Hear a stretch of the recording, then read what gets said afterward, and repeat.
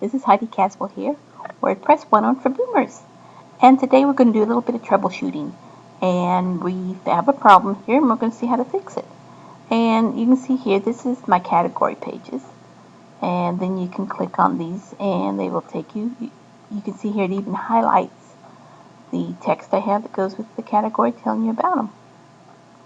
Now, when I was working on my plugin post, I said, well, let me just go here and see what all plugins I have here that I have listed so I can link to them in the post I recently made. And the problem was, it did not go to the category archive page.